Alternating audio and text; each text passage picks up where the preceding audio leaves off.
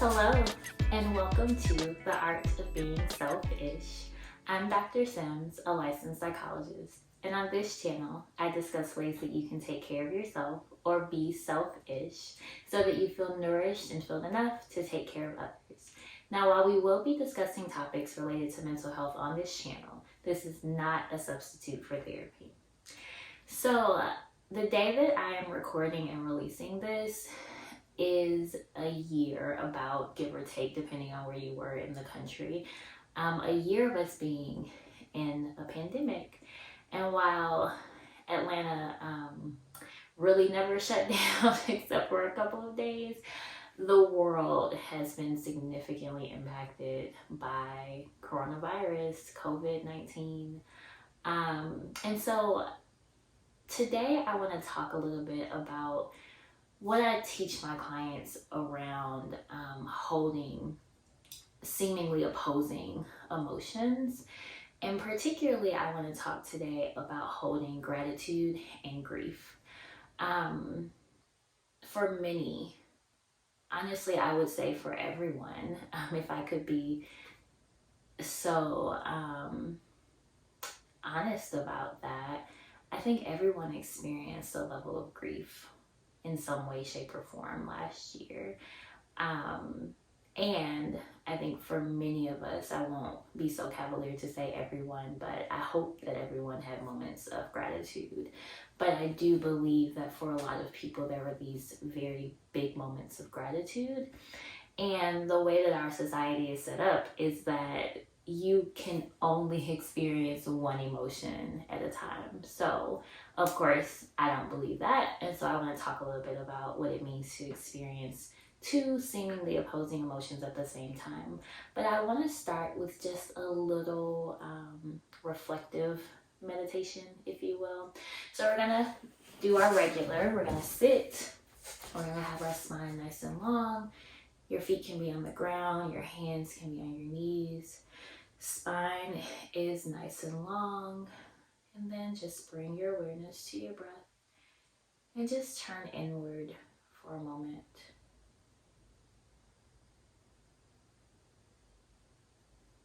And as you're turning inward, just want you to scan the last year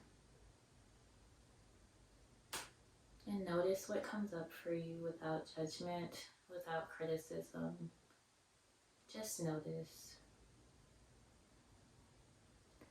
And as you're scanning, I want you to notice something that you lost. Something that you weren't able to do, people that you weren't able to see, changes in your lifestyle. Just notice that.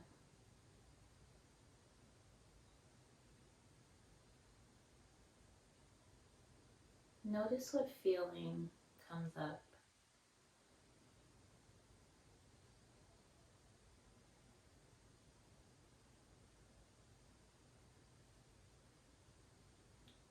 And now I want you to just keep scanning, maybe scan back forward, and notice something that you had to be grateful for over the last year. Something that you received. Honestly, being able to just wake up another day.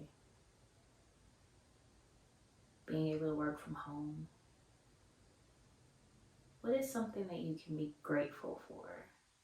And just notice what comes up for that.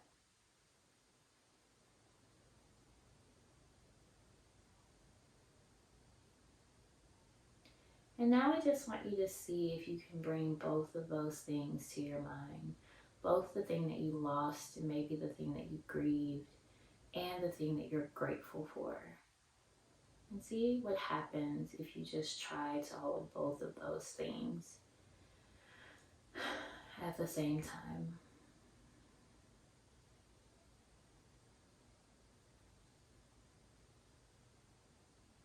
And take a deep breath in, filling your belly all the way up. And exhale, open your mouth, sigh it all out completely. And when you're ready, if you had your eyes closed, open those up.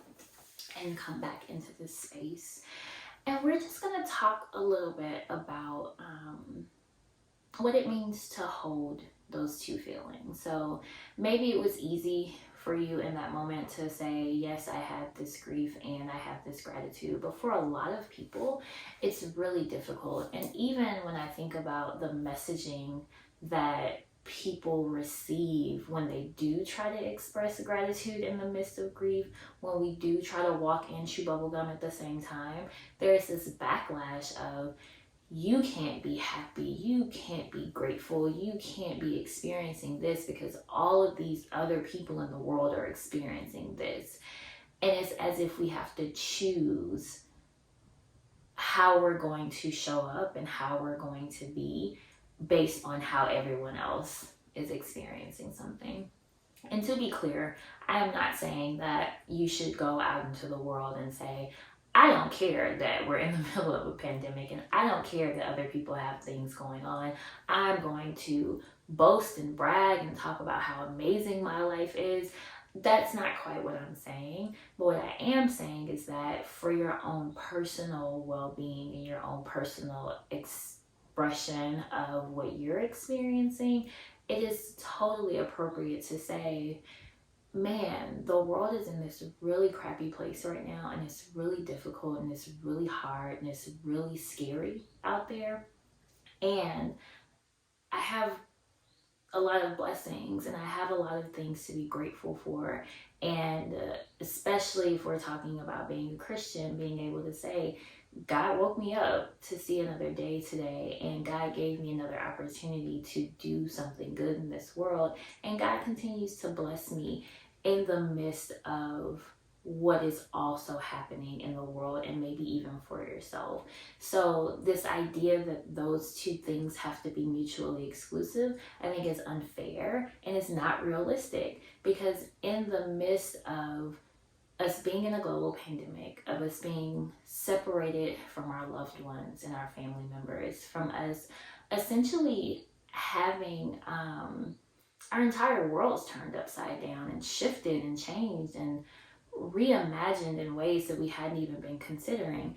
In the midst of all that, we also maybe made connections in new and different ways that we hadn't been considering. We also maybe had more time to devote to hobbies, had more time to devote to the pod of people who were in our homes, because for a lot of us, we were working and ripping and running and always had something to do, and maybe we didn't have the time to spend with the people that we desire to spend the time with. And so the pandemic also created these really nice new maybe opportunities for us to engage with those that are closest to us that we often don't get time to engage with. So in the midst of the grief that we experienced around the pandemic, in the midst of the anger and the frustrations that we experienced around Black Lives Matter and George Floyd and the countless number of folks that have been murdered by police,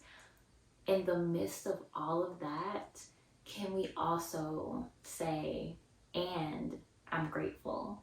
Not I'm sad or I'm grateful. No, I'm sad, I'm devastated, I am experiencing a lot of pain, and I'm really grateful for the blessings.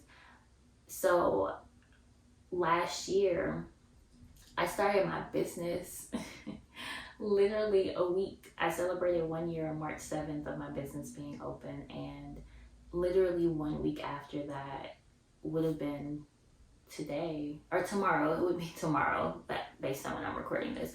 But it was a year that my whole vision for my business changed in the blink of an eye, is what it felt like, and I had to pivot. And it was terrifying, and there was a lot of loss, there was a lot of grief around the plans that I had made. And looking back over this last year, I couldn't have planned it better myself. Like, there is a lot of gratitude in the midst of this absolutely devastating time that we're experiencing in the world. And my only point is just that I want you to be able to experience both. My yoga graduation actually got canceled last year, or not canceled in the way that we wanted to. We graduated and we got the things that we were supposed to have, and we still experienced a significant loss by not being able to have the graduation that we desired. And we talked about planning something different, and we thought that the pandemic was only going to last for a month, and so we were hoping to see one another. And it's been a year, and I still haven't been able to gather with my yoga cohort, my yoga sisters. And so the pandemic definitely caused a lot. And in a lot of ways, I know that with vaccinations coming out and certain protocols being lifted, I guess the world is back open. And so we're trying to get back to some sense of normality. And there's still a virus spreading outside. So there's still this loss and there's still this grief. And we still aren't able to necessarily do things the way that maybe we used to, or the way that we want to. And there's still so much that we can be grateful for. And so what I would encourage you to do is, one, acknowledge that some of the things that we've experienced over the last year is grief and is worthy of grief and is loss. I think for a lot of folks, we've just kind of pushed it to the side and ignored it and just said, well, it is what it is.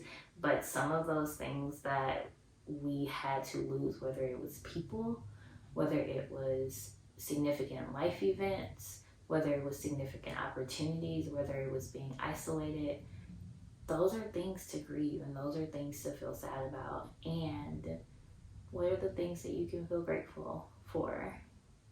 There were lots of babies born during the pandemic, even though lots of folks had to be in the hospital with just one person, or baby showers were canceled, weddings were canceled, trips were canceled. And when we're thinking about a life or lives, that can seem pretty small, and I don't believe in anybody's experience being small. So whatever it is that you are grieving or that you needed to grieve, let that be true. And can you find space for the gratitude, and can you practice holding both of those? So in addition to grieving your things, can you also make a list of all of the things that you have to be grateful for in this last year, and just sit with acknowledging both of those. So those are your action steps for this week.